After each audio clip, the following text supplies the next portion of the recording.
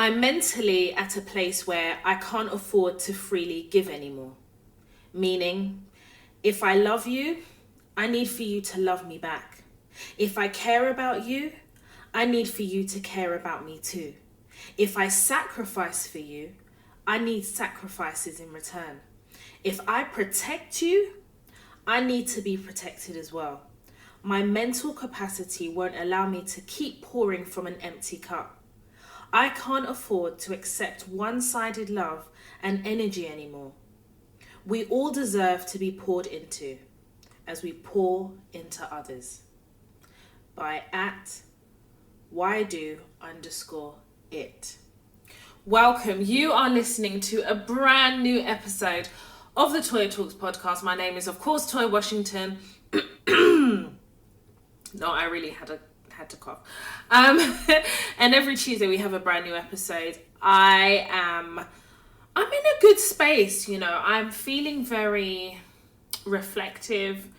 I feel an abundance of gratitude, but most importantly, my mental health is probably the best it's been in a really long time.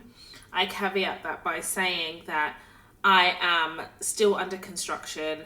I'm still in therapy, and I am still growing, as we all are, making mistakes, learning and growing from them. Well, at least some of us anyway. I don't even know where to start, but we're going to start somewhere, child. So first of all, obviously, every Monday, I do watch the, the Real Housewives of Potomac. You guys know, I've told you guys, I love Karen Huger and Wendy Osafo. My favorite housewives, honestly. I love them for individual reasons. They're very different characters, but equally strong, powerful women. And when I say strong women, I mean strong in their conviction and their ability to stand in their truth. And I have to admire it, and I have to say it, because I think they do get a really hard rap on the Real Housewives of Potomac. I definitely see a lot of bias in the show, and I've previously shared that and shared my thoughts on that. That being said, Nicki Minaj is going to be hosting part of the reunion, and my spirit has never really sat quite comfortably with Nicki Minaj. There is a nasty streak about her, and I think all of us have that nasty streak, but I definitely, all of us, listen, no one is perfect out here, but I think for me, what really disturbs me a little bit with Nicki Minaj is how I see that she has treated Cardi B, who ordinarily would be looking up to her, who ordinarily there should be some unity in the fact that they are women in a male-dominated industry. And it's really obvious that Nicki has felt and does feel very threatened by Cardi B. But the things that make them different are also the things that make them great at what they do. And I can't help but feel that Nicki Minaj part co-hosting the Real Housewives of Potomac reunion is an opportunity for her to kind of pick on certain people. And I really hope she's not going to pick on Wendy, because that really be pissing me off. And I definitely feel as though the way Wendy has been attacked for the enhancements that she's made to her body, I love her comebacks. And, you know, what's her name? They call themselves the Green-Eyed Bandits. What's her name? Giselle. Giselle was basically, throughout the whole season, attacking and questioning the reason why Wendy had decided to kind of, you know, go and get surgery. And Wendy in the reunion says, well, you know, you had a tummy tuck, but it wasn't enough to keep your husband. And I was like, get it, girl. Get it. Get her. But yeah, so I'll be watching next week to see how Nicki Minaj does with hosting. One thing with Nicki Minaj, she is very charismatic. And at times I can see where she can be quite endearing, but she also can be quite mean. And I hope that she actually brings the women together in understanding kind of where they have gone wrong this season, but equally celebrating them. Equally is the word, right? So last week there was like this big hoopla on social media after the airing of Unapologetic, which is hosted by ZZ Mills and Yinka, and they actually were interviewing White Yardie. That's what he calls himself, okay? And I watched highlights of that interview. I refused to kind of watch all of it because I didn't feel there was, based on the highlights, it wasn't enough to entice me to actually watch the interview from beginning to end, because I didn't feel that there was any substance or depth to the interview. And the sound bites that I heard off the back of the interview kind of reinforced the fact that, number one, I'm really, really tired of talking about gatekeeping and having that conversation. The reason I'm tired is because I find myself often having those conversations with people in our own community. And it is exhausting having that conversation when in our community we should already understand the rules of engagement from non-black people, and how we will then, kind of manage how non-black people appropriate from our culture. But no one wants to be talking about that. That's too deep for some people. Anyway, the reason why I did not post anything on social media about White Yardie and that interview on Unapologetic, it's aired on Channel 4, is because I definitely think that there is a massive difference between culture and ethnicity. And I think people conflate, or I think the word is conflate, that's the word, what culture and ethnicity actually means. So I'm actually going to give you the definition. The difference between culture and ethnicity is that culture is a social behaviour or customary form followed by people, while ethnicity is a fact of belonging to a group of people having a common ancestry, food habits, culture, or physical attributes. White Yardie is apparently born and part raised in Jamaica. And the questions that he was asked was actually about more geared towards race. And I definitely feel as though it wasn't my conversation to have. It wasn't my fight to have, because I'm a Nigerian woman. So I can't gatekeep for people in that come from Jamaica or the Jamaican community, because at the end of the day, it seems to me as the Jamaican community have accepted White Yardie.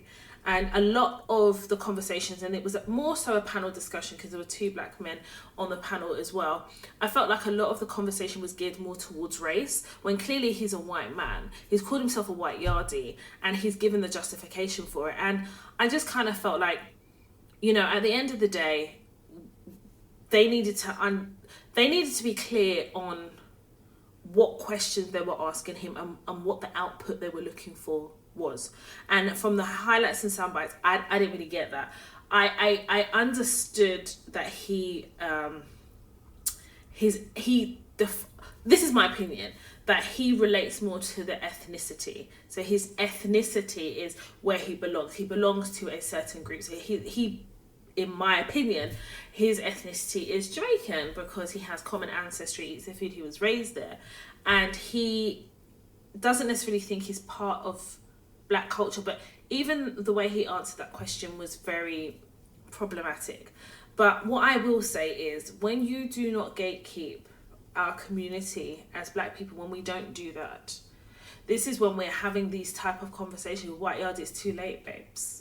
Because he already here, appropriating, making money and doing what the hell he wants to do, and flying the flag for appropriation, because ultimately he's been accepted within the community. So what is the point of overflogging the issue, asking questions, when in fact we didn't do enough to kind of gatekeep our community to be able to then police White Yardie and the decisions that he has made to profit from our community. And that's all I'm going to say on that. So on Saturday, I went to go and get braids. If you know me, if you've been following me from ages, I mean real ages, which social media didn't really exist, so you wouldn't have actually been following me unless you was on my Facebook.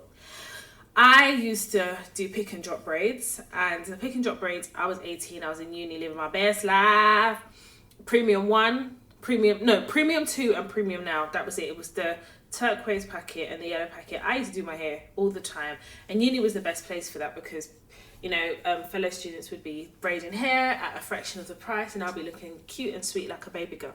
That's when my hairline was just there, just flossing and doing its damn thing. And then I discovered weaves, and then suddenly pick and dropping extensions wasn't it anymore. But how the tables have turned, darling, because number one, my hairline's back. Yeah, we have made peace, white flag and everything. We have made peace, honey. There is no more warring with my hairline. My hairline is back. And there is a clear correlation between being in a very peaceful space in my life, drinking my water, minding my goddamn business, And my hairline, like, making a comeback. And I'm very, very proud of my natural hair journey, okay? But I also wanted to say that, and I don't know if I said it on the podcast, but I definitely know I said it on the Instagram. When I was looking for who was going to braid my hair, the terms and conditions of engagement for these hairdressers is very wild and mad. Very wild and mad. So if you want to do your hair in box braids, you can't wash your hair. If you wash your hair, it's £5. If you blow dry your hair and they don't blow dry it, it's £5. If you want them to blow dry it, it's £5. If you want your ends cut, it's £10. If you come late, it's £5. If you ask for water, you'll be charged £2.50. If you leave early, i.e. they've allotted you 4 hours, but really it's 3 hours, you'll be charged extra money. You'll be charged extra money, whatever the difference is, because they could have had another person. It is too much. It's too much. And somebody, like a couple of people came into my DMs when I was saying this. You know, I'm a bit of a clown, so I was just talking. People came into my DMs and started justifying to me why they were spending thousands of dollars, cash doiler, on their hair. Listen, if you want to spend over £200 on your braids, that is your business, okay? I have a podcast episode on financial education, financial literacy. If you want to spend over £200, that's up to you. Somebody came into my DMs, and God will bless that person. God will continue to bless that person because the person spoke the truth. If you want the best hairdressers in London reside in North London. They're all in North London. So I scooted my skinny behind. Okay, it's not skinny. It's a bit podgy. To North London. I was born and raised in Tottenham. You guys know I stay Tottenham down. I'm a Tottenham baby. And I paid £80 for my knotless braids, and they look amazing. And for me, it's not just about the price, it's about the quality of my hair. First of all, the woman diagnosed, well, I said diagnosed, but she basically looked at my scalp and basically told me how my scalp looked from her perspective. My scalp is very healthy. She goes, my hair was very moisturized. My hair is very strong. She put them box braids in my hair. My hair was lusciously living, honey. Lusciously living. And I only paid £80. You know, one of my friends, I love her. She's an amazing person. A really good friend of mine recommended a hairstylist to me. And she recommended, I think she recommended more than one.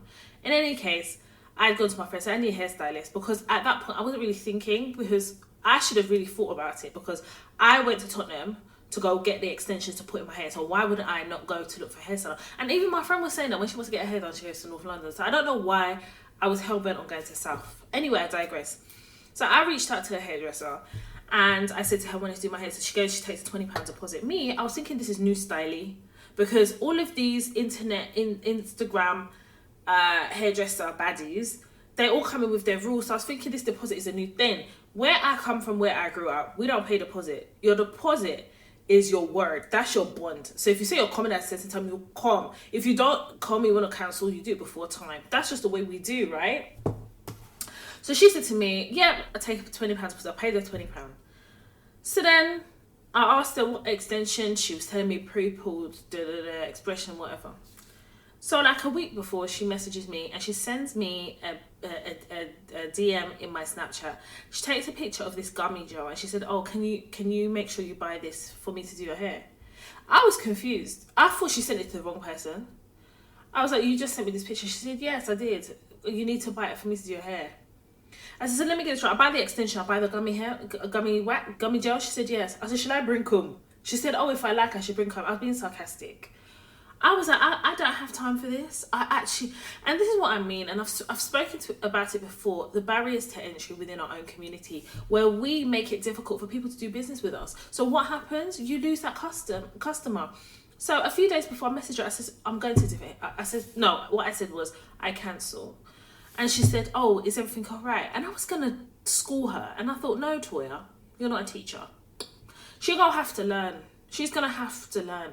If she asks me again, I'm going to tell her the truth. I'm going to say, listen, I cancelled with you because your rules and your terms and conditions are mad. So you're charging me £120. Yes, that's what she was going to charge me.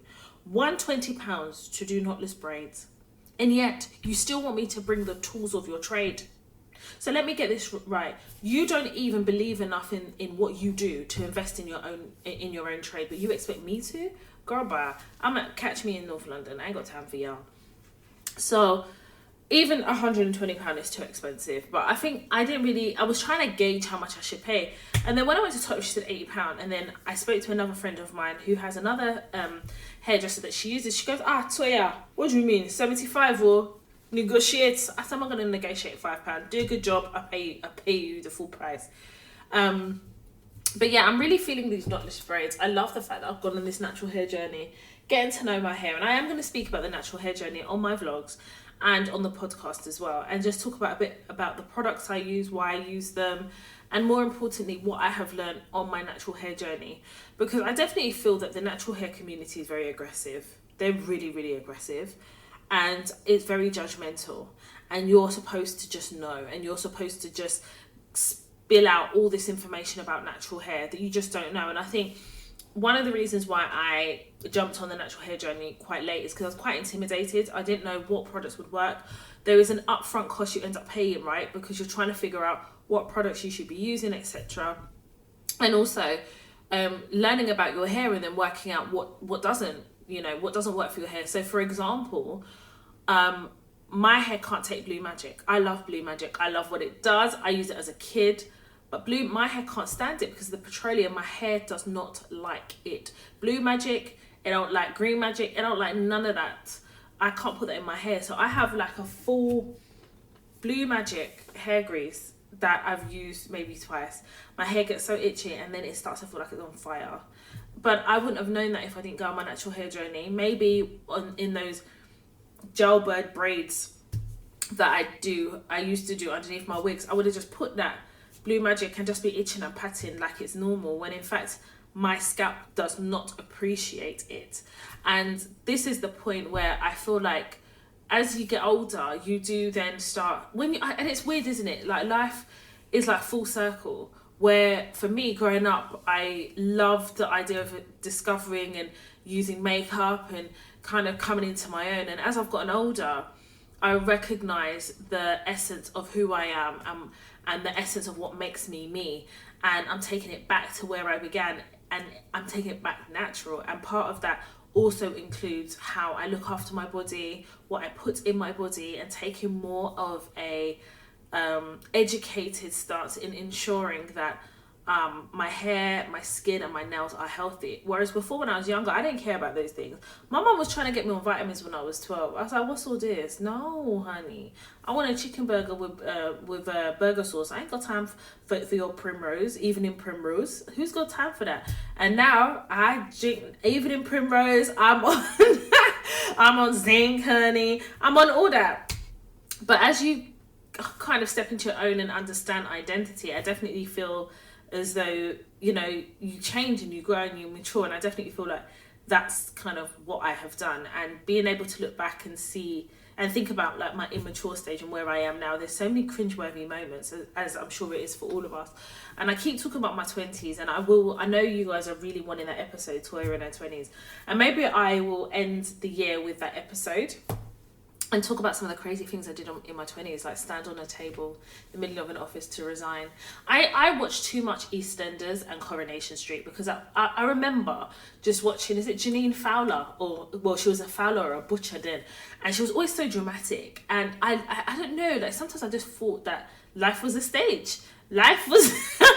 like I was literally living in a bubble in my 20s, especially my early 20s. I had no clue about the world and how the world would treat me. And I definitely think I had a crash landing into reality by some of the silly decisions I made, some of the impulsive things I did. But equally, I look back quite affectionately and quite fondly, because when you are in your early 20s, you're allowed to make those mistakes. And that's what people do not tell you. You're supposed to, you're allowed to, but you're supposed to be guided from those mistakes, and you're supposed to take the learning lessons and grow and learn from it. But sometimes you may repeat mistakes, and that's just because you haven't learned the lesson the first time around. And that's okay too, because when you become an adult, you have plenty of opportunity to criticize yourself, put yourself under the microscope, and be hard on yourself. But I definitely think in my early 20s, I definitely lived, and I've always said that I had a very full life, and I wouldn't change anything, to be honest. I think everything I went through, everything I experienced made me into the woman I am today. So So the title of this episode is Life Doesn't Come with a Compass. And that's partly because, number one, it doesn't. But number two, the essence of this episode, and I don't know if I'm still going to call it that title, but for the purposes of talking in this segment, I am. So if it changes, you know why. Maybe the ancestors has guided me to another title, but for now, that's what it's called. Anyway, in this episode, I kind of wanted to talk about a couple of things. As you know, we talk about things that have happened in the week, get into the crux of this episode, and then I want to discuss some dilemmas that came through in the hello@toytalks.com mailbox. So, where do we start? Do you know, I was really sad. I was really sad when I saw that Kim Kardashian is now dating Pete Davidson. Now, Pete Davidson is apparently a comedian. He looks like a hot mess. Do you know when I first saw him? Like, I don't know who he was dating, but this homeless look is a thing in America. Is it like an LA thing? Can somebody let me know? Because he just looks, in my opinion, he looks hot. He just looks, you know when somebody just looks like they need a wash and they need to use hot water and Dettol? He just looks like he needs a wash. His hair looks like that matted look. I don't know why these women find that attractive.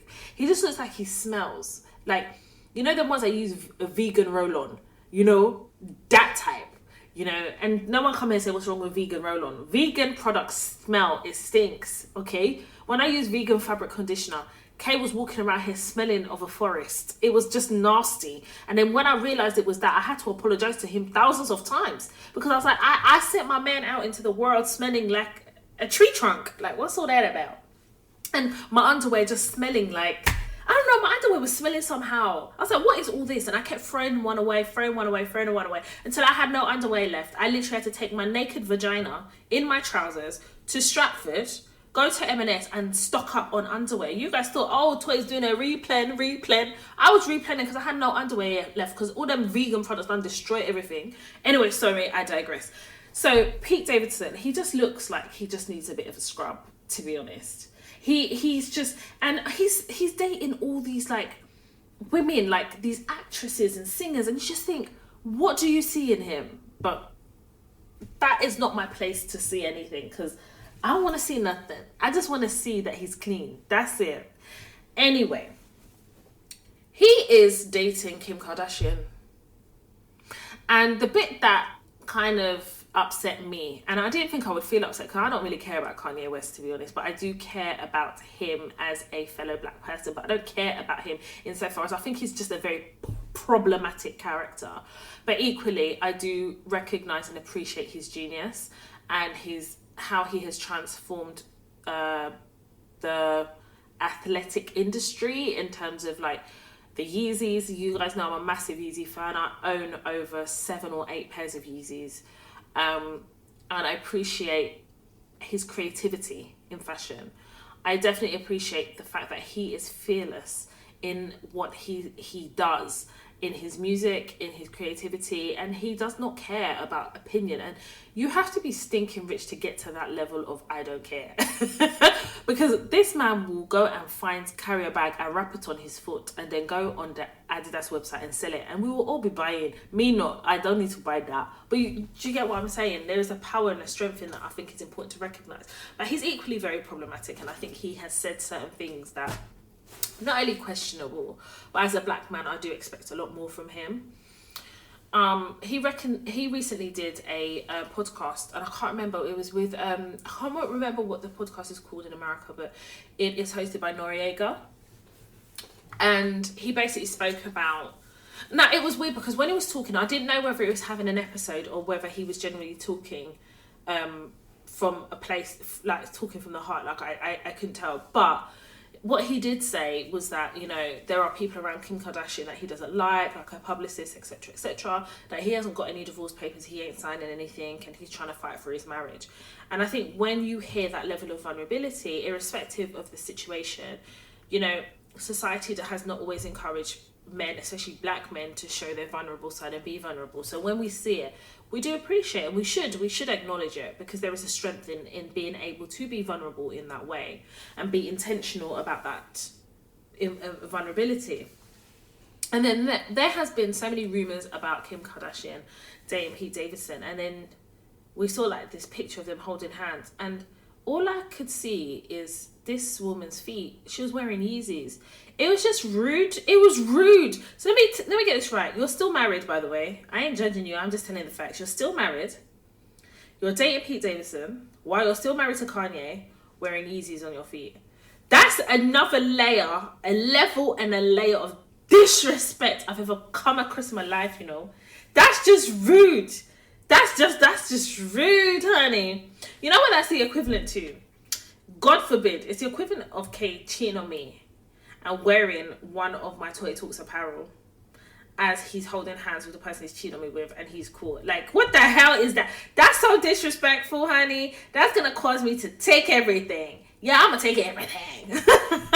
But yeah, it was just the irony of that picture. But Kim Kardashian, do what you want. But I do think there is a conversation that needs to be had about Kim Kardashian and her family and the way they operate, and how Kim Kardashian, I'm not going to sit here and say she did. I'm just saying that she knew what she was getting herself into with Kanye West. He had already dated very high profile women like Amber Rose. So Kim Kardashian can't walk around like she didn't know what he was like. Maybe she didn't necessarily know the details of his mental health, but she knew that he was a very flamboyantly out there and disrespectful and rude and all that. She knew that, and she went ahead and had kids. She didn't have one or two. She has had several kids with him, and I just think that there's just no respect in the way in which she has moved on. Now, I'm not saying that she shouldn't have moved on. Who are we to dictate that? But it's the way that she's done it. It's really humiliating and speaks to her integrity and her character. And this leads kind of to the real meat of what this episode is. And I want to talk about integrity and character. But before I move on, I just wanted to give you guys like a fun fact. I don't know if it's a fun, but it is a fact. Did you know that Kim Kardashian is not actually the founder of Skims? Did you know that there is a lady, she's mixed race, but she identifies as black? Her name is Emma Gride, and she is the founder or co-founder of Skims and Good American. Skims is kind of fronted by Kim Kardashian, and Good American is fronted by Khloe Kardashian. And it's the irony of, you know, as far as I'm concerned, Emma Grande is mixed race, but she identifies as black. And the idea that, as far as she's concerned, Emma is collecting her coins. But it's funny, isn't it, that off in the back of, in the forefront of the success of the Kardashians sits black people. Interesting, isn't it? I'm just going to leave that there, because I don't even want to start talking about Khloe. Khloe's got a problem, you know. Khloe, in my opinion, I don't like her, because I don't like the way she dealt with Jordan Woods. I don't understand how someone could be so humiliated to the point of so much disrespect, but you take the father of your child back because you are still with him, purely because you don't want your child to not have her dad in her life. So you're willing to sacrifice yourself just for optics. And I've never understood that approach. I don't get it. It's strange to me, but whatever. Integrity. Let's talk about integrity. Integrity is defined as the quality of being honest and having strong moral principles. So integrity is really important to me. Personal integrity. It speaks to one's character. It's like a signature that you leave, and people are able to form an opinion based on your integrity. I think the reason why integrity is really important to me is the examples that were set for me when I was younger. So, for example, my dad was not perfect, but he was a very honest man. His integrity preceded him. He woke up every morning at 5 a.m. He did his prayers. He got ready, took us to school, and went to work until we were old enough to take ourselves to school. My dad never missed a day of work. Like, I don't recall a time he missed a day of work. He was always at work. Come rain or shine, come illness, headache, or whatever it was, my dad was always at work. Now, I was never that person. Do you understand? Like, I was always late. I was always this. I had an excuse for everything. I don't like the mornings. I'm not that. But one thing about me is I always show up. Always. I think that when I was navigating the world of work, when I became clued on about how to navigate, I definitely feel as though I prided myself on my character and how I delivered, and being honest about where maybe I've made a mistake, or where I haven't necessarily made a good judgment on something at work. And I think I then realised the currency of integrity based on what I had kind of witnessed with my own father, and how he really took, his job and his career seriously. And I genuinely think it was, with my dad, it was because he loved what he did. For those of you who don't know, my dad was a chartered accountant for over 25 years. And then he made the decision to convert, and he did a course, I can't remember what it's called, it was C something, and he converted and became a lawyer, and actually qualified and was a partner at quite a known law firm. He became a partner there. And I always remember how hard my dad worked. He would finish work and he would go to night classes. I mean, and I just always remember him just being dedicated. And even when he lost the case, he would always, he always dedicated himself to the care of his clients. And that was all I witnessed. That's all I ever saw. I just always saw my dad try to do the right thing. And I think that he often struggled with injustice in the way that I do too. Like, that's why I left law, because the injustices that I was witnessing, I couldn't continue to be part of a system that I just didn't believe in. And for me, when we talk about life not having, doesn't come with a compass, but we do have a moral compass, and we do have the ability to use it and have free will to make choices. And I say all this to say, this is why I get really passionate at work. And when I talk about integrity and I talk about work, I remember a few months ago, I posted something on Instagram, and I was talking about work, I was talking about something, and someone DM'd me, and it was obviously from a burner account, because the person does not have the guts and the gall to face me, said, "You're always going to work for the white man." I was like, does this stupid pig not know that I have two companies? Like, what the hell? What do you mean I'm always going to work for the white man? And it was a way to attack me, because maybe they didn't like what I say, or whatever the case is. But clearly it's somebody who's not informed on who I am. But then it started making me think about why I take my career so seriously. Like, what is it about my career that I take so seriously and I'm so passionate? Like, where does that come from? And I think it's because my career saved my life. I think it's because when I had nothing, when I had reached the depth of depression, all I had was my career. And my dad made it possible for me to have a career by making it very clear the importance of education. And I struggled with education. It's not new to you guys. I've shared that with you. But through education gave me options. Through being educated gave me options. So with the studies that I did and the certificates that I achieved, I went to, I did my law degree, went to law school, my master's in law. I've also done my level 4 SIPs, as you guys know. I could have been a lawyer. Like, I was doing my, what do you call that thing? Trainership? What do you call that? I don't even remember what they call it now, but when you are on the road to become a lawyer, you have to do like different seats or whatever they call it. And I was 6 months in, and I walked away because I knew it wasn't for me. Again, integrity, understanding that my compass was my ability to understand where I sat in the world. And I may not have had a full definition or understanding of purpose, but I had an understanding of what would make me happy. My career saved my life because it gave me structure. It gave me a reason. It put food on the table. It paid the bills. But it gave me something to focus on. It gave me something to be good at. When you come from a space, an education system, like we all have, which tell us that we're no good, or we're not going to amount to anything, or this is the ceiling. When you are able to master something and be amazing at it, there is a strength in that. And I will never forget my contract tutor. Oh, it's a training contract, sorry.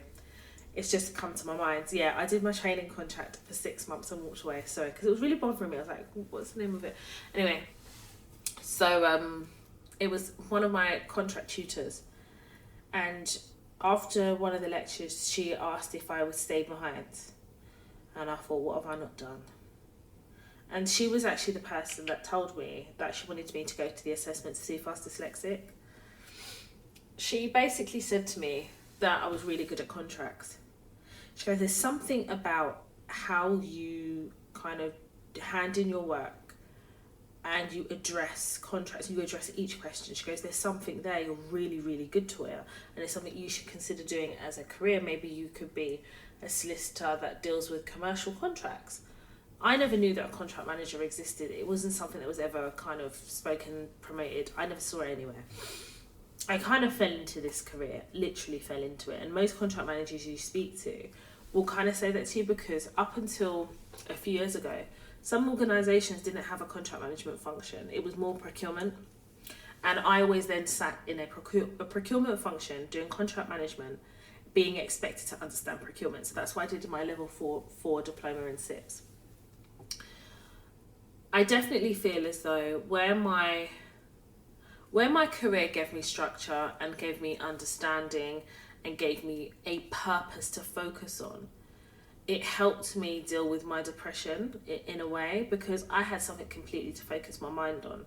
And those of you who followed me on Snapchat will recall when I was doing my level 4 diploma in SIPS, I was doing night classes. So literally I'd finish work at like 5. My class would start at 6 until like 9 or 10, and I'd come home. I think it was like every Wednesday. And then I'd have homework, and then if it was leading up to exam time, I'd have to go and study in the weekends and go into classes on the weekends. And if I really am honest with myself, whilst it did provide me with an advantage, because most contract managers you speak to haven't done any procurement or haven't got any qualifications for procurement, whereas I have, and I could do both, right? But I don't like procurement. But if I really dig deep as to why I did that course, it was because I needed something to hang my hat on. I needed something else to focus on. I needed to keep busy. And it gave me an opportunity to have respect for my career, because I was now investing in it, both financially and academically. But it still didn't remove the importance of me showing up to work every day, doing the best that I could, and becoming a subject matter expert. When I mastered contracts and became a contract manager, commercial contract manager, senior contract manager, I definitely saw that as a way of reassuring myself that I had really made a difference, and I had changed the narrative that the teachers had told me in school, that because I didn't do well at my A-levels that I would never get to study law, or because I didn't do well at my A-levels I would never really amount to anything, or my career bracket was capped.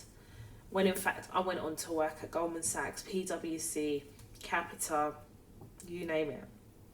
And I've been very successful. But at the same time, when I think about all those places I've worked in, the theme of what is said at my leaving drinks, my last day speeches, is all the same. She's a force to be reckoned with. She is amazing at what she does. Toya always delivers her best. Toya is a team player, but more importantly, she will do what it takes to develop the team, irrespective of the investment of time. I have dealt with multi-million-pound contracts, and I say multi. And any given opportunity, I have always seen whereby I've seen it as a challenge to be able to flourish. And the thing is, when you flourish at what you do, when you are great at what you do, there are always going to be people who challenge that. There are also always going to be people who question it and who continuously seek for you to prove that you are worthy. And I'm going to say this to you. You don't owe anyone shit. And it's as simple as that. We all get the opportunity to look at our reflection and make a decision as to whether we're happy with what looks back at us. But my career for me was so important because during a time when I'd lost my father, during a time when my life had completely changed, the only thing I felt that was consistently there for me was my career. And that's why I take my career so seriously. That's why I've invested so much time to become a subject matter expert and really understood how to navigate the world of work, because it wasn't just about me being exceptional at what I did. It was about me also earning the exceptional money. And the only way that was going to happen is if I navigated the world of work effectively to achieve that success, to be able to access and unlock the money aspect. I definitely think your integrity, as I said before, is like a signature. It's what you leave behind and how people then see you. And don't get it twisted. People can see you in different ways for different reasons, but I definitely believe the truth will outshine all those who are committed to being negative or keeping you in a situation where they feel that you don't grow, so you don't get too big for your boots. I feel as though throughout my career I've always been tested, and I think as Black women we recognise that as part and parcel of our existence, especially in white dominated spaces, especially in spaces where we don't see ourselves represented in any kind of way. But this is what I'm going to say to you. In a previous role I was on leave for 2 weeks, and I think the first week I went on holiday, second week I was back in London, but I don't know what I was doing. And there was a deal that I had worked on, and it was worth, like, I want to say 10 point something million, but it could have been a bit more. Anyway, for that particular organisation, it wasn't necessarily just the value, it was the reputational damage if that deal went wrong. So I'd done all the commercials, I'd done, like, you name it, I had done it, and I had contract managed it to the point of final signature, but I wasn't there for it to get signed. Anyway, when it got signed, a week later, I'd gotten back into the office. Long story short, there was an issue with the contract, and with that particular contract, the issue that arose was so basically within the contract there was uncapped liability, and within this particular organisation we always cap liability. So what I basically mean is, if it's uncapped liability, effectively if something went wrong, say for example breach of contract, for example, I'm just giving an example, then the other side could basically claim for whatever monies they saw fit. Whereas if it's capped at a certain cost, say at 40,000, they could not get more than that 40,000. I think that's a good explanation. So what they had done is, when I drafted the contract, it was capped liability. The liability was capped. But I've reviewed the iterations, but I now know that someone on the other side removed what I wrote and put what they put uncapped, and then proceeded to get it signed. This went all the way up to senior management. And one of the senior management who I had worked with previously on various projects was told about this. And he asked, he goes, who was the commercial contracts manager? They said, Toya. He said, Toya? I've worked with Toya before. Like, I've worked with her on XY deal. This doesn't sound like her. She is really hardworking, and I don't think this is her. There's something that's not right here. I know this because the person in the room told me this. That person in the room was my line manager. He said, so the senior manager said, please set up a meeting with Toya. Long story short, I set up a meeting. I was honest. I said, if I made the mistake, I take responsibility, but I wouldn't have made that mistake. I know that this was changed. It was changed before the signing of the contract, and unfortunately, I was on leave. Anyway, there was a big investigation done, and it was found that they changed the term in that contract. You see, when that contract was sent over, it wasn't locked. Within Word, you can lock a document and only allow, say, for comments or track changes. When it was sent over, it wasn't done. The reason I bring this up is when the investigation was done, the senior manager, asked to meet with me.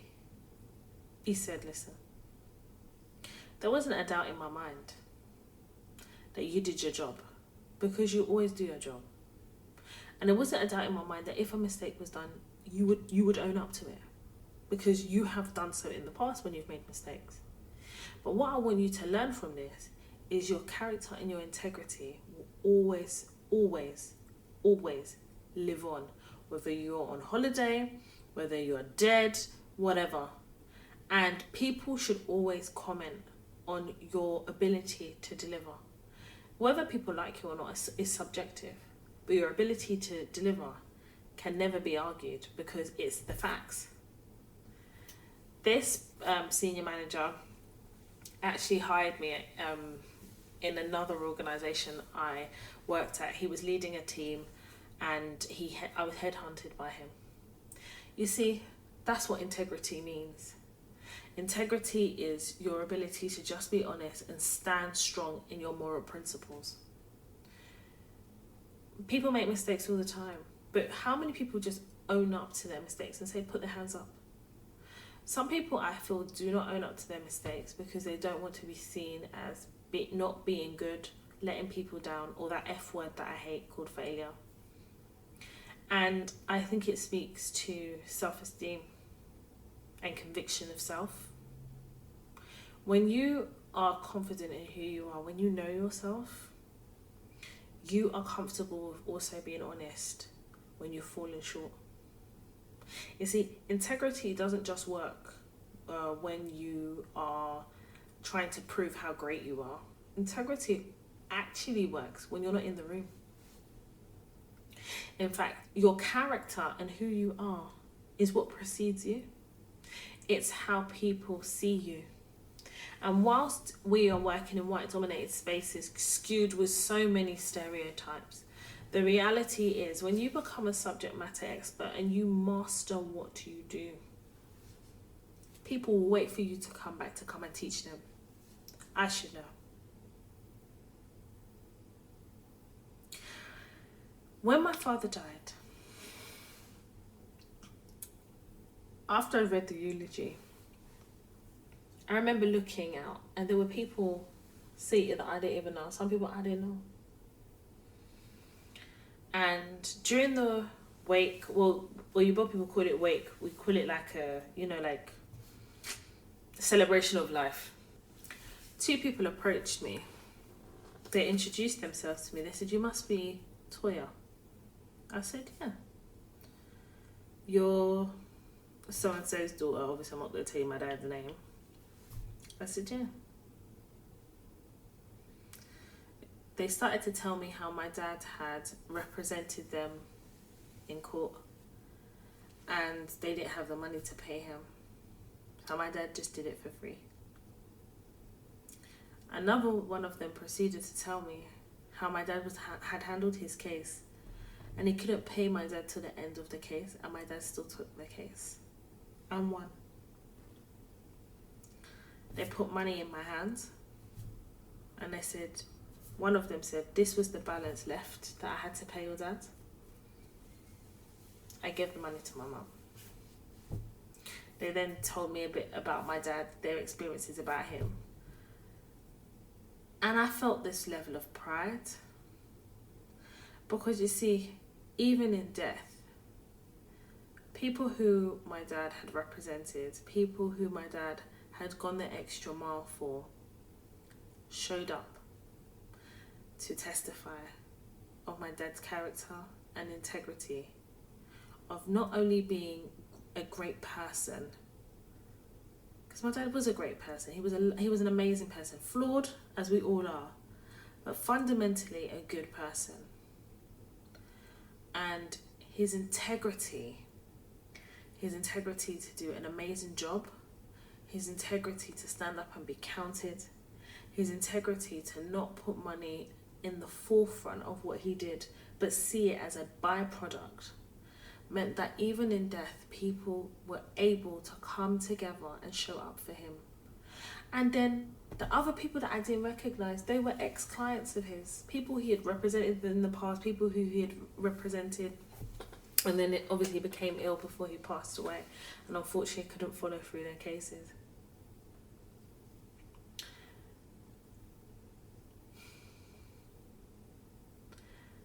I genuinely believe that not everybody has integrity. Because integrity requires you to have a moral compass within yourself. You know, the foundation of knowing right from wrong, fine. But development and depth of character is not had by everybody. Because people have to understand what having integrity actually means. The ability to not just be honest with yourself, but with others. And to have moral principles that guide you. So, for example, when I talk about moral principles that guide you, I'm talking about, for example, when I go to work, I'm not always going to be delivering to a high standard. I can't deliver to a high standard all the time, I'm a human being. But my ability to say, actually, do you know what, I messed up here. And I've spoken about this before, about making sure that I don't create a picture that is false. I make mistakes. I own them. And owning them is not just admitting I've made a mistake, but owning them to rectify them. When I leave somewhere, I always leave, like my dad always said, when you leave somewhere, leave in peace. And I always thought that meant actually, don't argue with anyone and make sure, no, that's not just the only peace.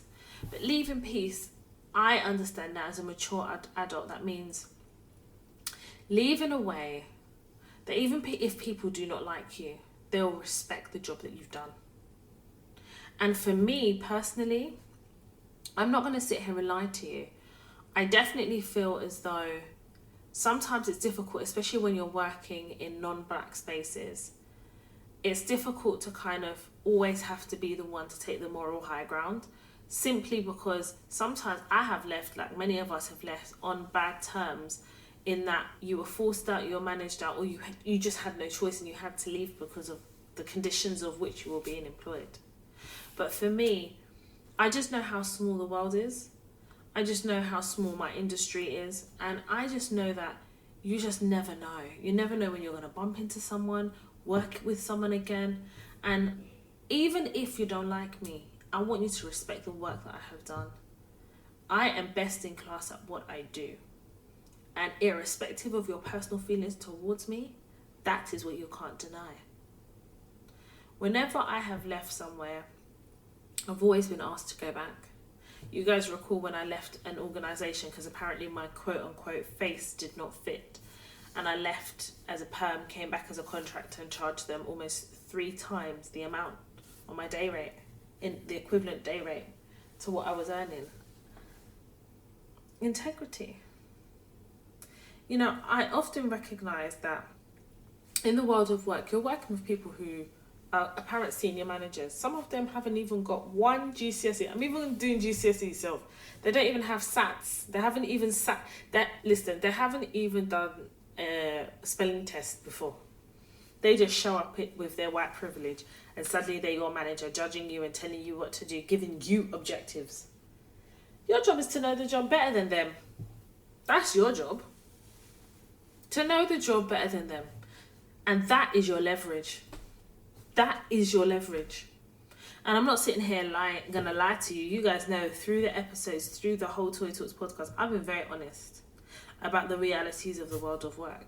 But there comes a point where we have to be responsible for ourselves and our character. And this is why I don't play no games. At work, I don't play games. Don't ever call me a name that doesn't belong to me.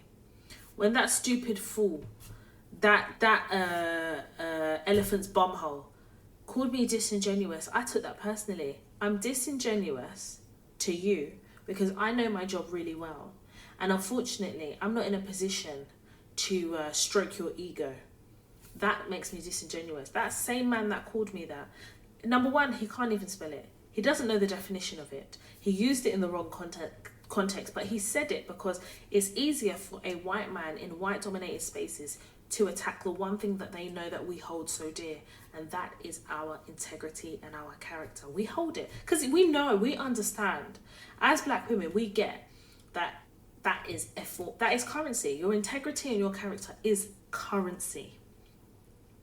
So when you attack my currency, you're basically trying to tell me I'm a fraud. I'm not going to let you get away with that. There's no way on earth you're going to get away with that. It's not going to happen.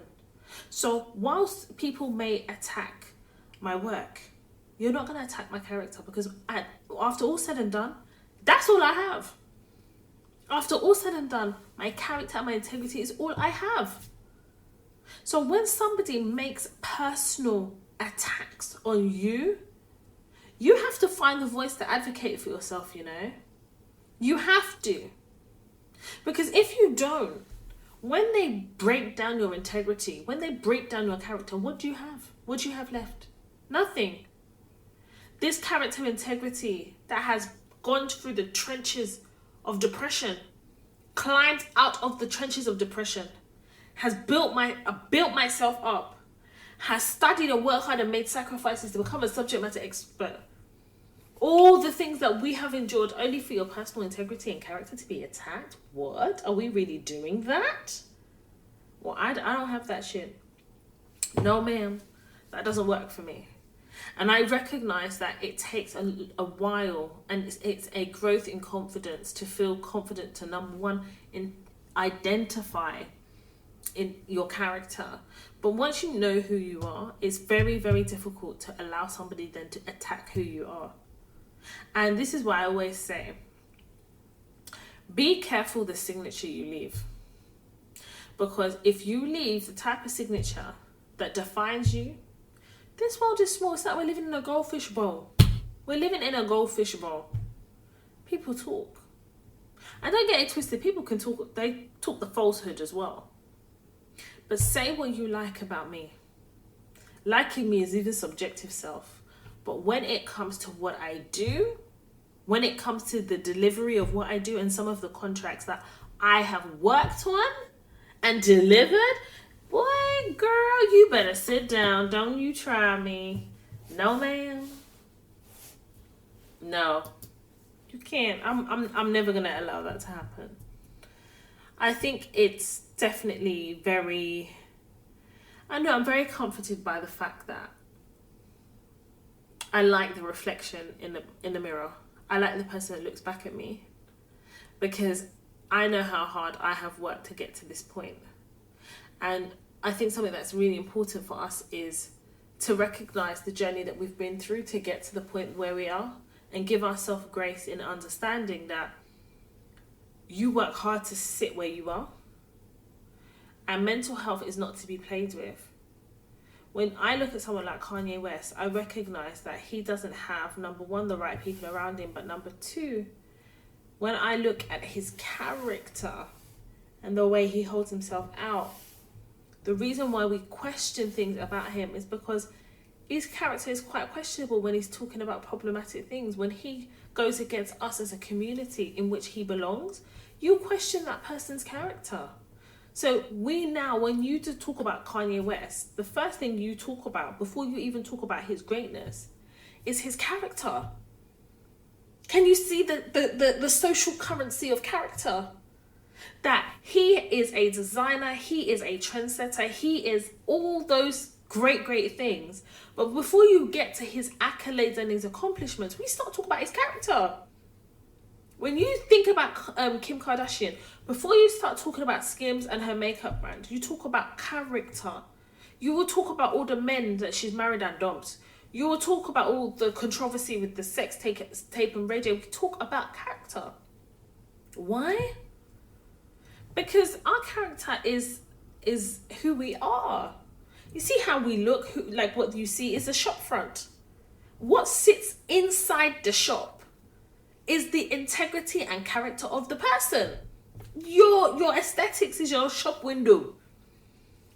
When somebody has decided that they want to go into the shop, that's when we're dealing with character and integrity. What would people say about you if you were to die tomorrow? Listen, I need you to understand. That's one of the things I live my life by. It's one of the things I live my life by. If I was to die tomorrow, what would people say about me? I'm not trying to be perfect. I will tell everybody, please, I'm a woeful sinner. I'm a dirty, wretched sinner. If I make it to heaven, we thank God. But when I think about me as a person, I know how I bat for people. I have gone out of my way for people. I go out of my way for my community in what I do, because I genuinely believe that if we share the knowledge, if we share the things where we went wrong in terms of navigating the world of work and life, we give the next generation, number one, a fighting chance of being better than us. But equally, we give each other the opportunity to learn and grow.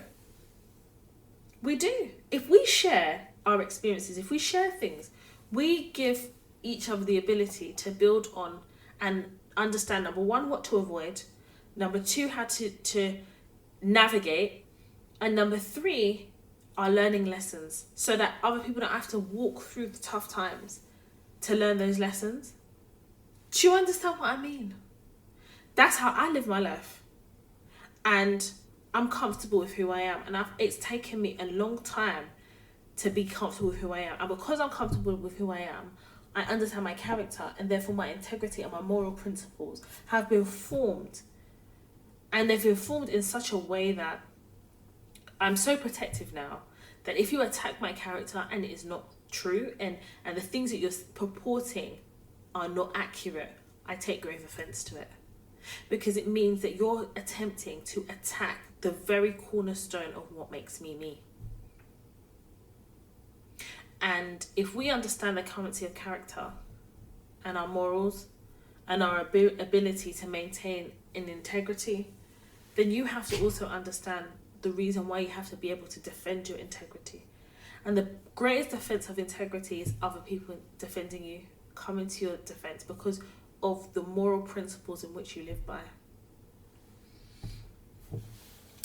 I'm going to leave that there. So let's move on to the dilemmas. Right. This one is called Update Story. Hey Toya, I hope this email finds you well. I wanted to give you an update that you helped me with at the start of the year. It's been a long time coming, but I needed some things to play themselves out first. So I DM'd you on Instagram about an issue I had at work with a colleague. I've attached screenshots of our conversation. I was essentially assaulted at work with 2 empty urine bottles because of a blood transfusion I gave to my patient. Her argument was that it would leave the ward very unsafe for her night shift if the transfusions were to continue overnight. But newsflash, our ward transfuses patients overnight all the time. So that argument was BS. Honestly, never felt so belittled in my life, only because of the way I was made to feel. This person is a bully and karma is real. So after all that happened, I managed to have a meeting with my managers and with the colleague. I got what I wanted, which was an apology. Whether it was sincere, that's her problem. That's what I wanted out of that meeting. which you made me make clear the outcome I wanted. During the meeting, I was called a dog without a bone countless times. I didn't really want to own up to she didn't really want to own up to what had happened, saying I was only tapped on the head and it didn't hurt that much. That whole ordeal showed me this person's true colours. For the rest of this year, it's been animosity between us. I'm calm, always been. I'm not the one with the problem. My shift pattern was changed, so I didn't have to work with them. But my name was always on her lips, though. Don't know why I was hated so much by her. Listen, I know I'm great at what I do, but what I don't appreciate is coming to work and feeling so low because of one human being. Anyway, as my good God would have it, a couple of senior positions opened up on my ward. I, of course, applied because why not? I can't let opportunities pass me by. That colleague applied for those jobs as well. Went around telling our other colleagues she would resign if I got the position, or she wouldn't respect me if I got the senior role. Toya, I got the job. I was told I interviewed very well. 2 other girls got the other positions too, apart from the colleague who had a vendetta against me. Look at God showing off. Yes, she resigned as promised, and my life is honestly great. The fact that a black queen is in a position of power does not sit well with her. What a great way to end my year. May God continue to bless and keep you, Toya. Love, love, love your podcast. In your own song, winner, winner, winner, winner. In my life, I'm a winner. Woo! Hey! And you know how we're going to have to end it. Winner, winner, winner, winner. We black women are winners. Hey, winner, winner, winner, winner. Hey, we black women are winners. Listen, no matter what you do in this world, if you do things with a clean heart and a clean mind, I promise you the ancestors will avenge for you. I promise. When your heart is pure, when you try to do the right thing, when your intention is good, I almost guarantee that the ancestors will show up for you. You see, had this young lady been as emotional as the lady that assaulted her, nobody will now remember what the lady who assaulted her, no one will remember what she did. You'll only remember the black woman's reaction. But as she quite rightly said, she didn't have the problem. Listen, she is the one that was placed in a position to be... she's the one that was placed in a position where she was bullied, harassed, ridiculed. How can you say to somebody they behave like a dog with a bone? Do you know how derogatory it is to call somebody a dog with a bone? You see these Oyobo peoples and these stupid metaphors that are laced in racism. You can't tell me I'm like a dog with a bone. Why must I be a dog? What is it about my blackness that makes you think you could compare me with a dog? Your metaphors they don't live here. Sorry. No. And what people will do, they will say, oh, it's a metaphor. That's what people say in this country. I don't give a shit. We are living in a multicultural society and we have to respect people's culture. In my culture, dogs are very, very low. They are low. You can't compare me to a dog with a bone. Because number 1, I don't like bones. Number 2, I sure as hell don't like dogs. Why are you comparing me with a dog? Are you likening my facial features, my behavior, who I am to a dog? So if I was not a black woman, would you liken me to a dog? This is how you have to work brain with these people. You have to talk to them like that. You have to. But what I love about this black queen is she really believes in her source. She knows her source is sourcing. Now, after everything that's gone on here, she could have said, oh, I'm not applying for that role, that senior role. I'm probably not going to get it. She could have, easily. But she said, I'm not the one with the problem. This woman is the one. This woman is the one. So she applied for the role. And it was more than one role. And she got it. She got it. And then the woman that said that if she gets it, she's going to resign. She had to resign. Yeah. Because there's more than one role. She got it. Her other two colleagues got it. But the main bone of contention didn't get it. And obviously, her racism won't allow our black queen to be managing her. She wasn't going to have that. She had to leave. Now, can you see integrity? Can you see character? When you talk about... Listen, what I love about this update is this black queen, you can hear the integrity and the passion of what she does. She loves what she does. She said it here. She loves what she does. And she's not going to allow herself to be pushed out of a role simply because somebody doesn't want to see her there because of the colour of her skin. Don't get me wrong. There are some times and some places that I have worked where the racism was too bad for me to stay, especially back in the day. Not now that race is at the forefront of discussions. Discrimination is being spoken about. We're having the uncomfortable discussions. No matter how much they try to avoid it, we are having those discussions. We're living in a different era. We're living in an I can't speak. We're living in an era of speak up.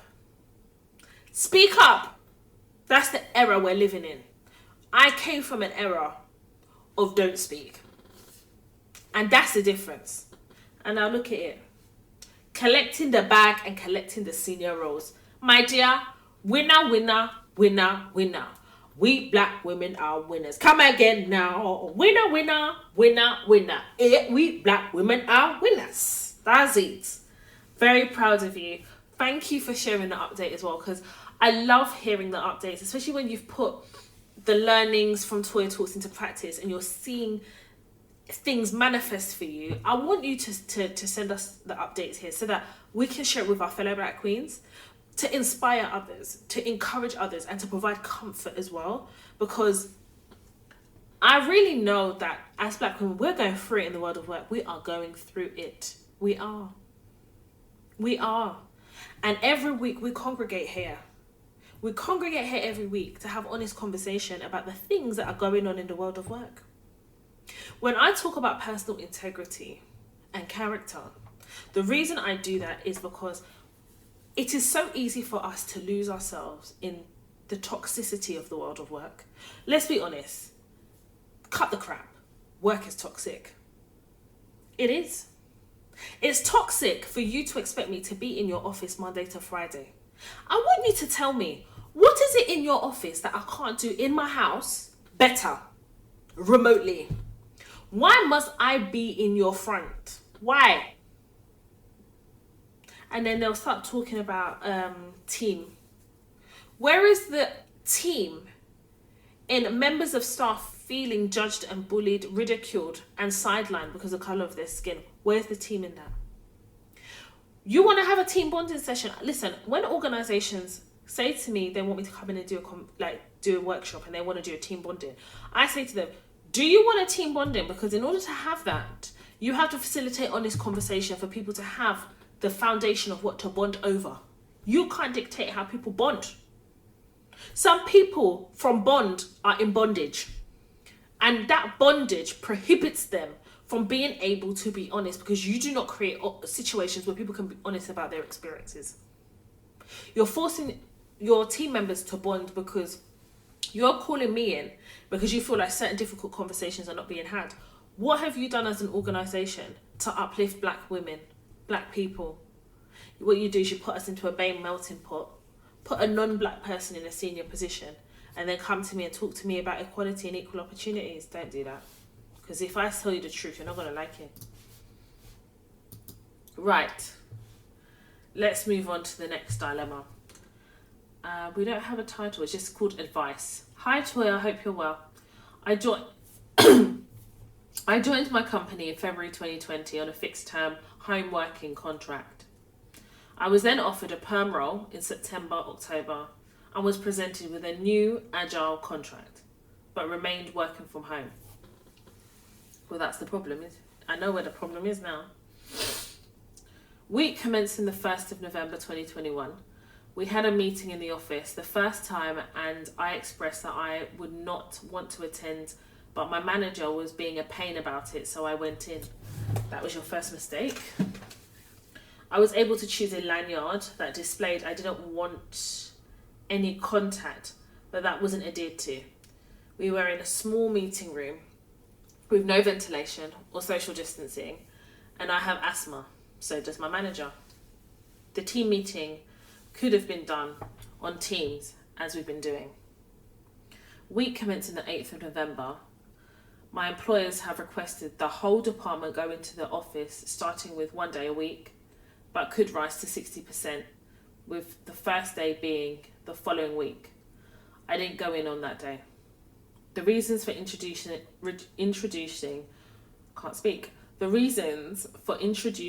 office working are to boost morale for the team, to engage in person and get to know each other, and for any trainings to be in person. Is there anything that you would advise, as I do not want to attend the office weekly? But the problem is you already fell at the first hurdle. You went in. I'm going to share something with you guys. And I'm allowed to share it because the person who I advised said I could. There is a young lady and she has a medical condition, and she's been remote working since the pandemic. So they sent her an email and basically said that they wanted everyone to go into the office to meet the team, because there's people that had joined during the lockdown, etc., etc. So she reached out to me and she says, Toya, what should I do? I said, have you responded? She said, no. I said, what do you want out of this? She goes, I don't want. She goes, Toya, I'm a remote worker. I want to stay doing that. They want me to team bond. Let me team bond over video conference calling. So I drafted a letter. She'd been working there for just before the pandemic started. So I think it was January, February. Anyway, so he drafted an email and basically said that she has medical conditions that has basically placed her in a position whereby she is not necessarily comfortable being in enclosed spaces and being around people, especially with the rising cases of COVID. And then we put what the COVID cases were as of that date of writing that email. She also said that if the company would accept liability for anything that could possibly happen as a result of her coming into the office, then she would get a letter from the doctor basically stipulating the conditions in which she could return to the office, i.e. ventilation, 6 meters, all of that. She sent that to HR.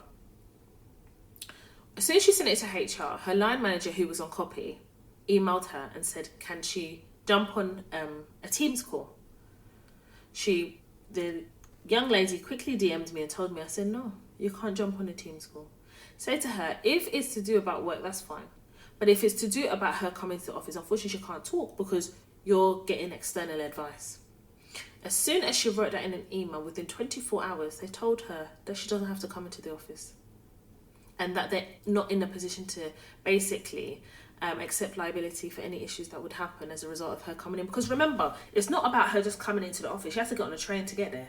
So if you're now telling me I have to go there, you have to accept liability from the moment I leave my house and place myself in a position where other people could potentially give me COVID. They didn't want to do that.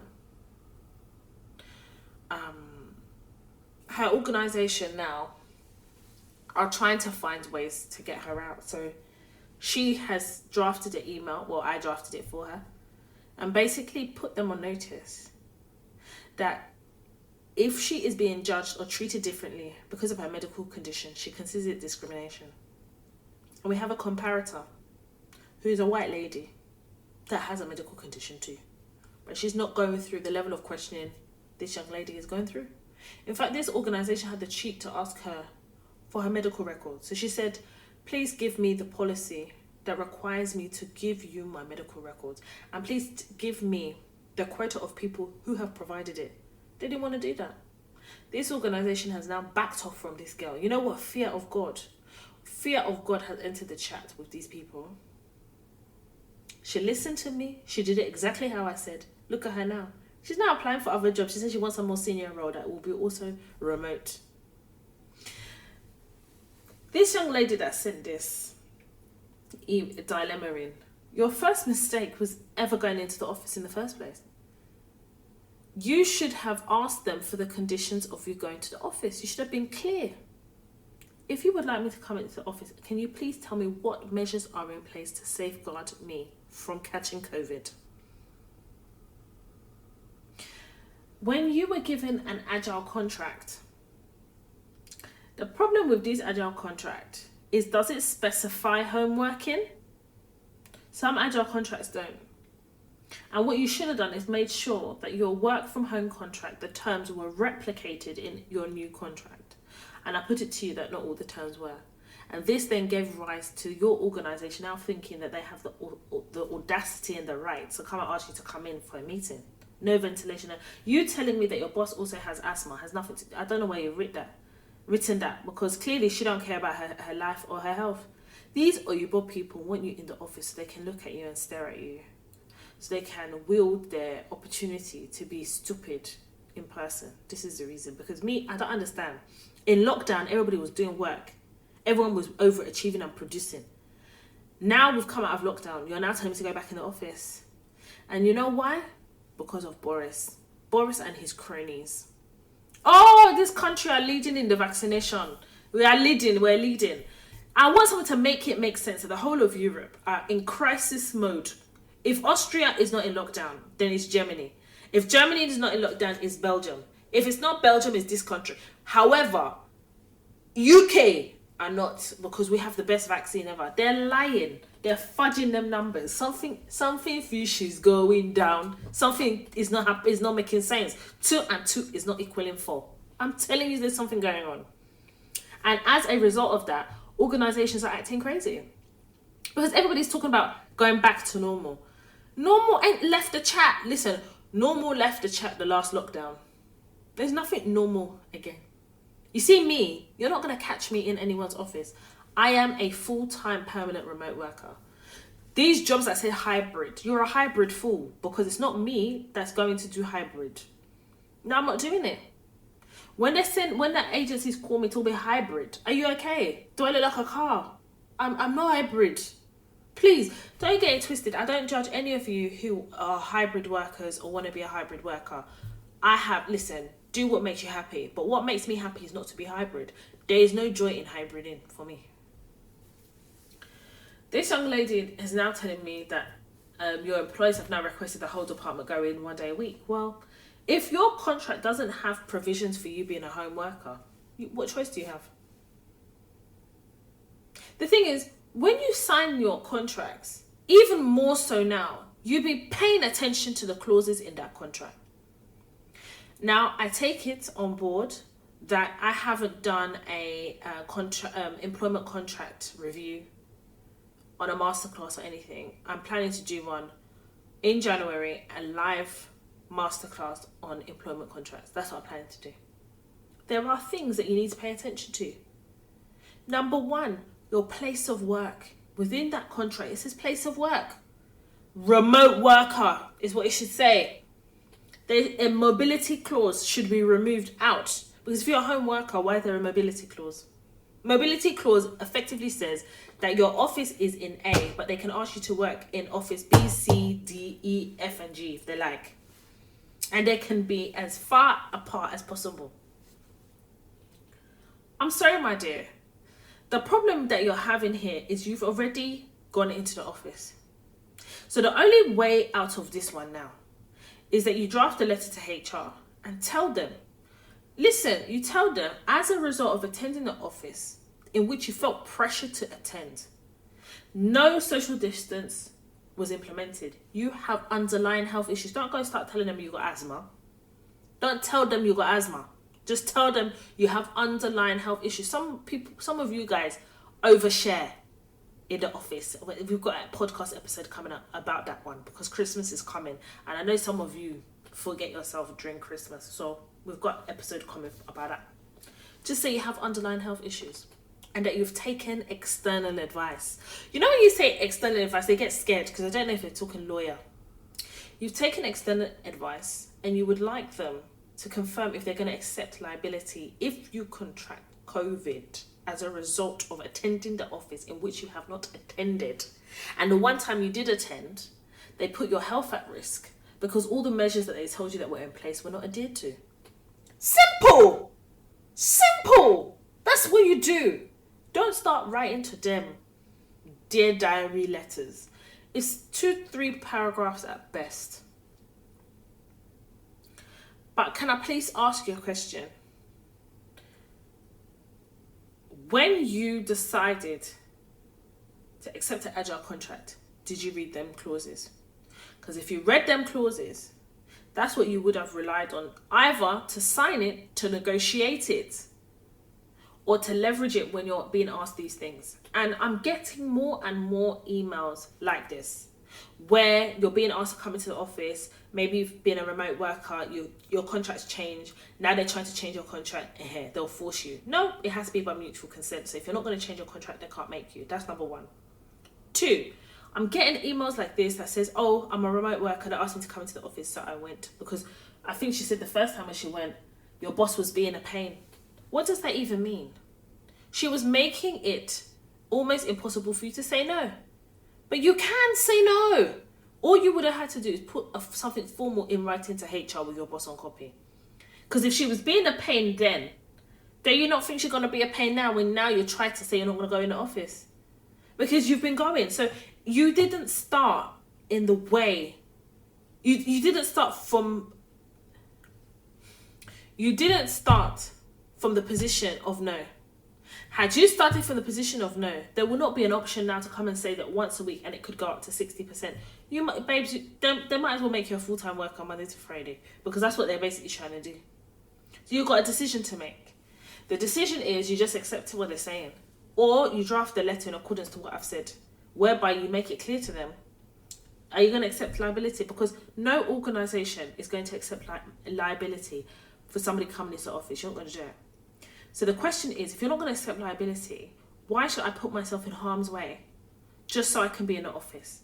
And you give examples. You've asked me that the reason to come into introducing office working is to boost morale, team engagement, and then you give examples of your productivity since you've been remote working. That's it. In fact, your morale is already boosted.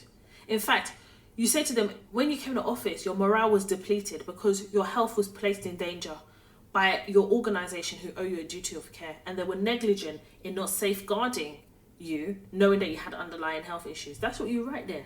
Put it in writing. These people are scared. They're terrified. They're relying on your ignorance to force you into a position where they get you back in the office. You know why? They've paid the lease on some of these buildings. They've paid the lease for up to 5 years. They need to get their money's worth. That's why they want you back there. Because I've never known of office building to boost morale. How can office building boost morale? Some of these offices have dirty rats running around. Some of these office buildings stink. Some of these office buildings don't even have toilet that flushes. You're telling me you're coming to boost morale. Whose morale are you boosting? It's not mine. It is not. For you to engage in person and get to know each other, you can get to know each other remotely. How has everybody been coping for the last year? That's what you ask. How? These people have got short memories. It can never be me. They are mad and wild at the same time. At the same damn time. Where's my iPad? Because I got another dilemma.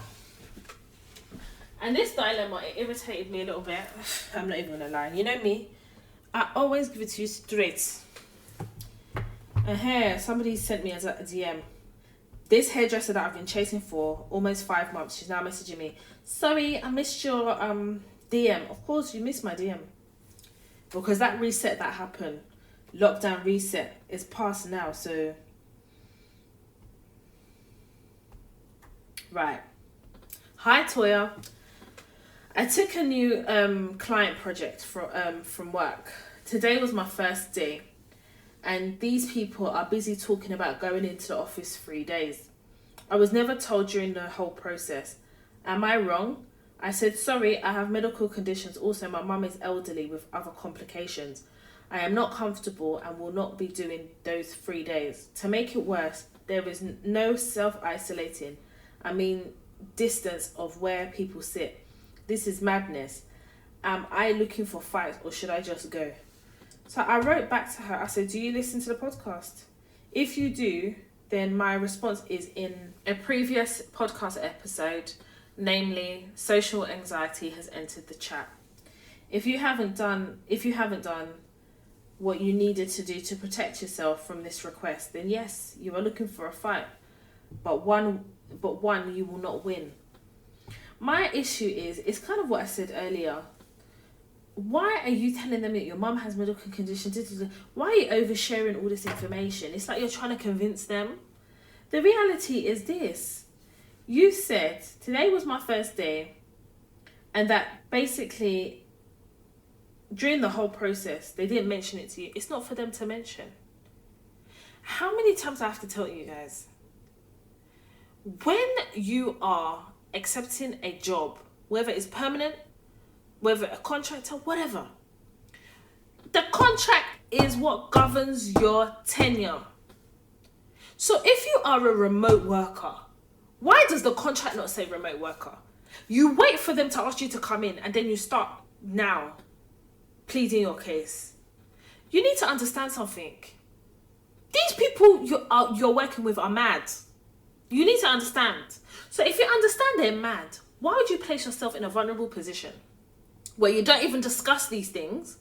You just hope for the best, or you rely on their whatless words. You rely on their words are like water. Have you not learned anything from the podcast? That people, listen, these people in the workplace are not to be trusted. They are not to be trusted. When they go in the elevator and they say they're going to press level 3, watch them. Please, even that one I don't even trust. They could be pressing level 4. I don't trust them. So then, how am I going to accept a job? Okay, let me give you an example. When I'm a consultant, but this will apply if you're a perm, because my friend recently got a perm role and she did exactly as I advised her, because she told me what she wants to be remote. She told me how much she want to earn. I advised her how to do it. I said, listen, when you come to me or when I'm applying for a job, I'm clear. Remote worker. I even put it on my CV. But I'm a consultant, so I know it works a bit differently if you're perm. If you're perm, I wouldn't necessarily put that on my CV. But as part of the recruitment process, you need to ask those things. The reason why I put it on my CV is because for me, it's a non-negotiable. It is a non-negotiable. None. I.e., I will not entertain a conversation that is about hybrid working or invisible working or meet me in the lobby working, catch me outside walking. No, I'm not going to entertain that. The only roles I entertain are remote, 100% remote. Because again, when you write remote working can be 3 days a week. It's still hybrid. Do you understand? I am 100% remote. So when these agencies come to me, that's the first thing I say. Is it a remote role? No, it's hybrid. Well, that doesn't work for me. My CV says remote. Oh, but would you not consider hybrid? No, because it says remote and it says in capitals in bold. You have to be clear about what your non-negotiables are, you know. If people are just applying for jobs, just applying, and then you're finding yourself in these type of positions. Some people's non-negotiable is, I can't earn less than 60 grand a year. But when somebody's offering you 58,500, that means it's a no, isn't it? Because you only want 60 grand a year. I feel like you guys need to write down your non-negotiables, at least 6 non-negotiables. When you've decided that you want to apply for a role, write 6 non-negotiables, please. Because that will help guide you in your employment process. Because I feel like we still haven't grasped the concept of these organisations have a role to fill. There is a requirement, there is a need. Equally, you have a need. You have a requirement. But can you not see that the the scales have tipped in our favor. It's, you know, one of my friends, she calls it a, you know, people say it's a buyer's market. It's a consultant's market at the moment. It's an employee's market at the moment. It is an employee's market. Do you not understand the power you yield as an employee or as a consultant? You don't see that? If you are best in class at what you do, you have leverage.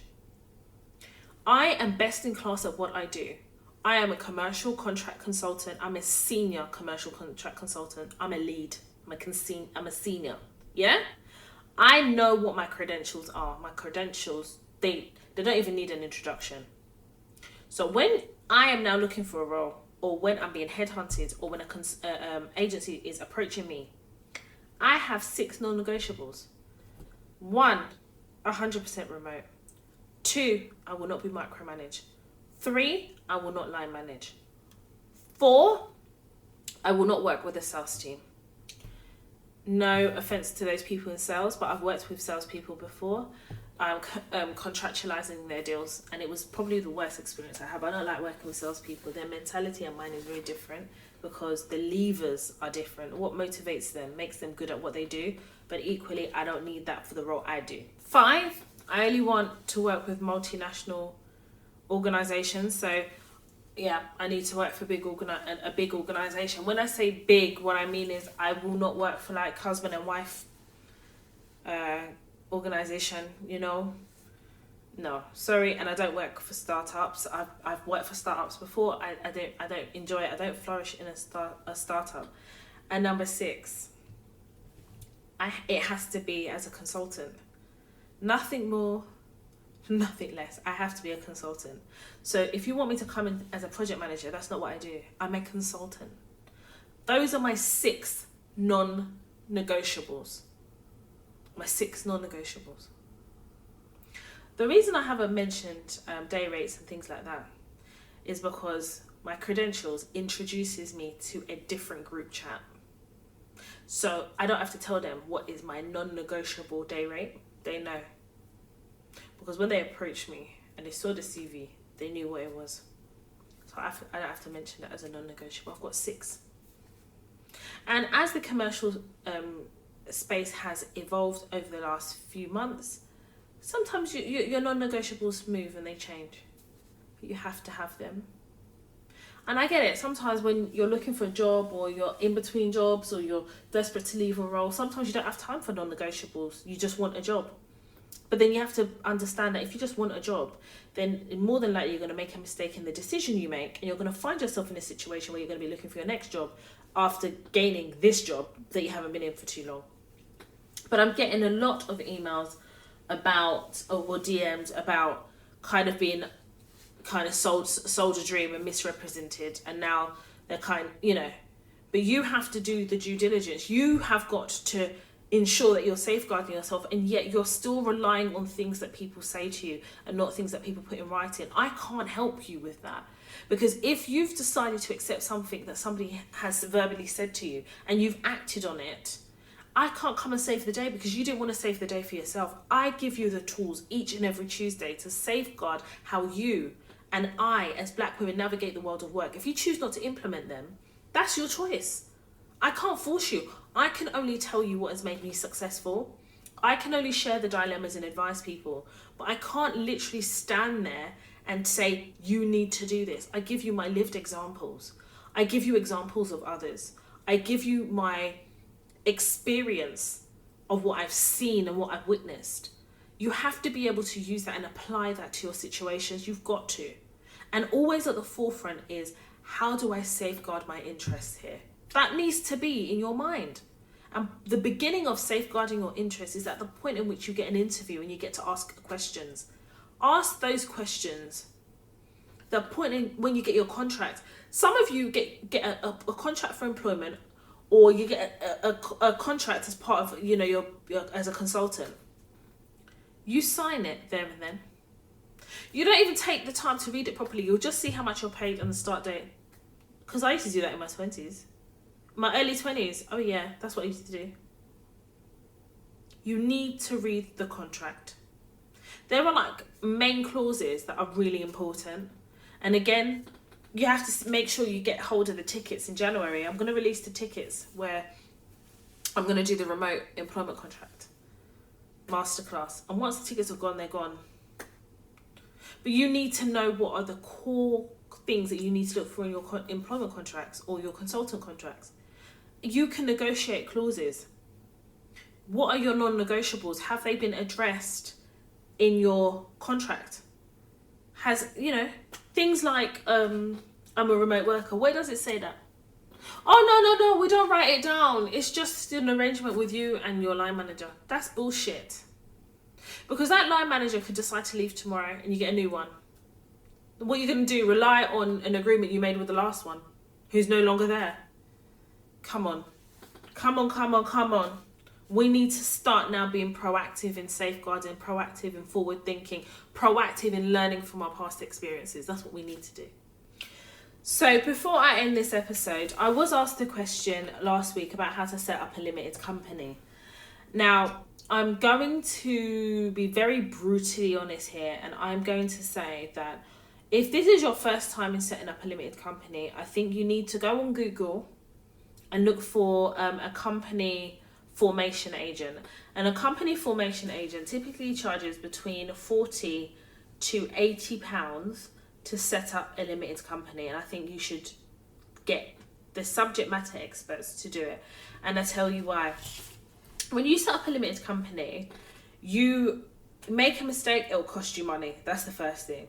Secondly of all, there's certain documents that you'll get if you kind of set up a limited company yourself. That would be quite different if a formation agent was to set up a limited company. So I definitely think that it's the easier way to do things, but I'm going to quickly run through a couple of things, very high level. So the first thing is you need to decide on what your company name is going to be. And I would suggest that you go on Company House Beta. So you type it in Google, Company House Beta, and you can see if your name, the name that you've come up with for your company has been taken.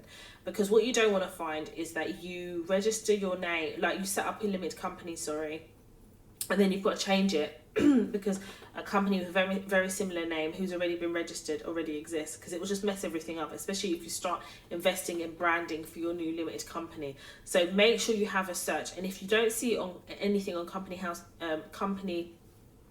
Beta, then make sure you just do a Google search. You need to just make sure that nobody else has your name or has registered it as a limited company. Now, what's important to recognise is with a limited company, it's seen as a separate legal entity. What do I mean by that? So it stands on its own. So the way I look at it is my limited company is my limited company. It stands as an individual, almost separate from me. It's a separate legal entity. My limited company and limited companies in general are allowed to own assets because they're separate limited companies. So let me give you an example. My MacBook Air, I bought through my limited company. So my limited company owns this asset. I don't own this asset. Toya, myself, I don't own this MacBook. My limited company owns it. Now, my iMac is actually part owned by me and part owned by my business. Why do I say that? I lent my business money to be able to, for my business to pay for this. So my business actually owes me money for this iMac. But I knew that I didn't want to pay it outright, but I'm never going to have my business pay me back for the cost of the iMac because I want to be able to part own this iMac. Again, I'm not going to confuse anybody, but I've done that deliberately. But the iMac is a tax write-off as well, as some of us already know. A limited liability. So when we talk about a limited company, the reason why they say limited liability, because it's limited to the liability of that company. So that company, because it's a separate legal entity, if there were, say for example, your company was being sued or for money owed, a company couldn't sue you. It'd have to sue the limited company because it's a separate legal entity. It's separate from you.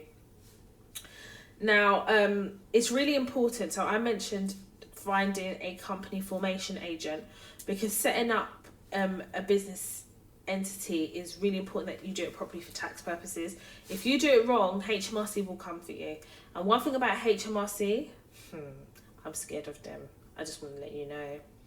So within a limited company, there are roles and structures ranging from director, shareholder, and company secretary. So a company secretary is optional. You don't actually have to have a company secretary, and you might not even think that it's necessary to have one. I don't have a company secretary, but I am a director of my company, and I don't actually have any shareholders outside of my company. Now, there was at a point when I set up my limited company, I was going to make my mum a shareholder, and then I thought, actually no, because I don't want to vetoing me out of my directorship. Yeah, sorry. So when you set up a company through Companies House, they charge you. I think it's still £12. You might need to check, but they will ask you to verify your identity, just like for anti-money laundering and things like that. So when you've set up your limited company, and again, I have said use a formation agent. It's just so much easier. You're less likely to get things wrong. They know what they're doing. This is their bag, right? So once your company has been registered, then you will get articles of association and you will get a certificate of incorporation as well as other documents. Now, the reason I mention that is you may want to, and you should actually set up a business bank account. And the reason you should is because your business is a separate legal entity, so it needs its separate bank account. You can't set up a limited company and then be operating from your personal accounts, because HMRC will be crawling all over you like fly to shit. So for me personally, I would recommend Starling Bank. It's because it was recommended to me by a beautiful black queen and I've never looked back. Starling Bank is very, very, very intuitive. I think they call it a virtual bank, don't they? And it, for me, as far as I'm concerned, it services my needs. I don't have to pay like an annual fee. It is like a very, very good business bank account. My friends have used Barclays and all the other high street well-known banks, but I just don't think they're set up to serve businesses in quite the same way Starling Bank is. Now, when you're registering your limited company, you will be asked if you use the formation agent for a registered address. So for me, I use Mailbox ETC, and I use them because number one, I have a PO box with them, because obviously I'm a content creator and I get sent stuff, and I work with brands who send me stuff. So I literally use like a PO box style with Mailbox ETC, but also they have the ability to register your limited company or register a company as a registered address with Mailbox ETC. And I pay, for the service I get, I pay £80 a month, but my £80 also includes my box. I've got a PO box with them, registered business, and I have the ability to go after hours to get if they're closed, I can go through the back, and I've got like a fob to use their premium service to basically have access to my mailbox 24 hours, and that's why I pay £80. It is a lot of money, but I get a good deal in that I can register my limited company with them. I've got my own mailbox for brands sending me PR stuff or whatever the case may be, and it works really well. I will also say as well that when you set up a business bank account, you should have some form of bookkeeping. Now, bookkeeping is basically your ability to basically ensure that you keep an accurate record of all the money spent. And I use Free Agent. So Free Agent, I connect to Starling Bank, and you have to do it manually. There are some banks that you can do it automatically with Free Agent. And basically, Free Agent tracks the money I spend with my business bank account through Free Agent, and is able to keep receipts and stuff, everything I do, put them into categories, and it really helps from a tax perspective. Also, it has running costs of how much tax I will be expected to pay at certain times. It gives me the date when payments are due for certain things, and it serves quite well with my accountant, who has access to Free Agent, so he's able to do my tax returns, including my VAT and personal income tax and stuff like that. So you do definitely need a bookkeeping tool. There's many bookkeeping tools out there, but it's about whether it's intuitive enough to connect to your business bank account. And for those of you who maybe don't know, you're new to the podcast, I'm dyslexic. So for me, I need to keep things simple, intuitive, and straightforward. So that's kind of what I use anyway. Also as well, I would say it's good to also invest in an email address. So if you've got your company name, you've registered it through Companies House, I would say register an email address. So my limited company email address is where, number one, I communicate from my limited company, but equally as well, I like to communicate from the limited company email address to my accountant. Now, for those of you who are trading, you are going to need an accountant, right? Especially if we're talking about setting up a business bank account, you're going live, you're making money, you're trading. You need an accountant. Even if you're non-trading, your accountant will, I think it's every year, has to do a statement to say that you're non-trading. And how to pick an accountant, honestly, I've had bad experience with an accountant before. I've got a new accountant, but he's really busy, but he is really good. And for me, it's not just about managing my business account, it's managing my other financial investments and affairs that I have, and making sure that I'm paying the correct tax, but I'm being also tax efficient. So my whole thing is I need an accountant that is able to advise me, but is equally invested in me being tax efficient, and equally being able to advise me on investments and things like that, because I need that financial understanding of how to do those things, because I'm not an accountant. So my accountant was recommended to me by a Black Queen, and I've never looked back. But I need to actually speak to my accountant, because I haven't spoken to him in the last 4 weeks. Where's he gone? I don't want no one popping up with a bill. We need to talk, mate. We need to talk. So effectively, that is how you set up a limited company. In other words, just get a formation agent to do it. Or if you have an accountant company usually have people there who are able to set up a limited company on your behalf, and also you can use them as a registered address. So my other accountants, they charge me an additional £5 to the monthly fee to be able to register and their address as my registered business address. So on Companies House, which is a public record, by the way, it will have the address of your limited company. So some people I have seen have put their home address as their limited company registered address. That's wild, just because they don't want to spend money on paying for a registered address. And there's so many websites that do like virtual office addresses and stuff like that, that charge you anything from £30 all the way to £80, depending on what exactly you require. And I would suggest that people just familiarise themselves with Google.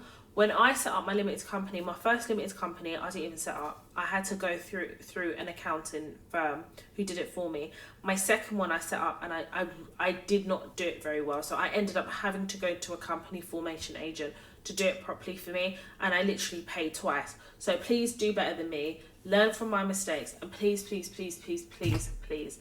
Sometimes it's just better to spend the money on a subject matter expert to do things properly.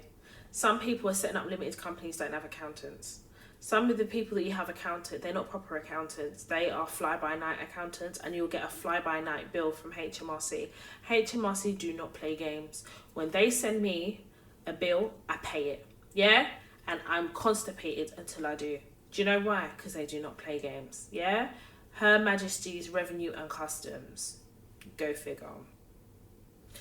So I'm going to leave it there, and I hope that you've enjoyed this podcast. I hope you've learned something. I hope you've been able to take away something from this episode, or maybe you have taken away everything that I've spoken about here in this podcast, and if that's the case, then great. Please make sure you share this episode and the actual podcast with anyone you think that can benefit from the Toy Talks podcast. I will continue to say it. This podcast stands for us as Black women. It exists because as we navigate the world of work, it's often not a safe space for us to do so. This is a safe space in which we share, advise, teach and educate Black women how to navigate the world of work safely, and in turn highlight the path of our success. Success is accessible to all of us. We have the ability to be successful in any field we are working in. This podcast is not for people just for people in the corporate world. It's for people in the working world. As Black women in the working world, it is different for us. Our experiences are similar or the same, because the common similarity in all of us is that we're Black. So the negative experiences we have are often predicated on racial stereotypes and the lack of representation. and just the inability for non-black people to be able to recognise our greatness. We're often underrepresented and overlooked. And if I'm able to teach and give you and provide the tools that we need to navigate the world of work and be successful at it, that makes for an opportunity for all of us to be successful and all of us to have an understanding of how we need to navigate. Remember I said to you that I sent you guys some homework? I call it homework, but you know what I mean.